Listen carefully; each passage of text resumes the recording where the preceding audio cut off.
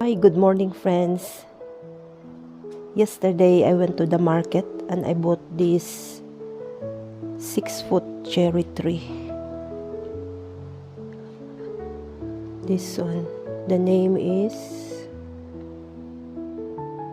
Prunus Sabertella falling snow. Yeah, this will grow 2 to 4 meters in height and 2 to 4 meters wide. It's a falling snow. So I'm planning to put it here. This in the middle, in between the post and this garden bed here. So that will serve as a privacy. So that my window, kitchen window, and the window to my neighbor, it's gonna be black. So let's get started. Well, since I have a limited space here in my backyard, it's a courtyard garden. So I just put in the pot. I'm using this pot. It's quite big. And I'm using this planting compost,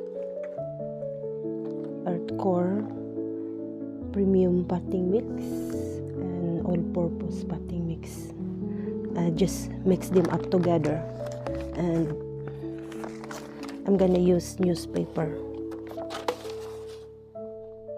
Put the newspaper around inside this pot.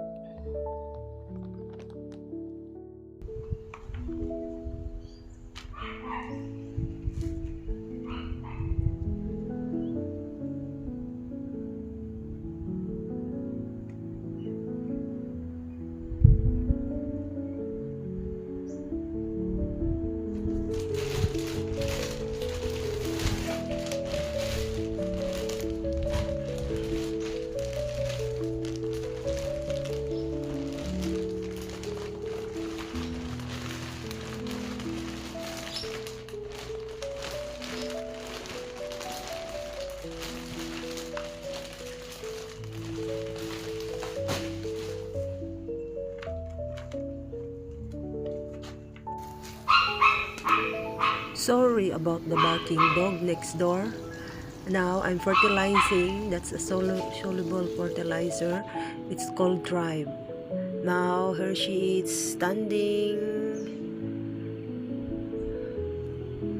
nice and tall. Thank you for watching. I hope you enjoy my video. See you. Bye.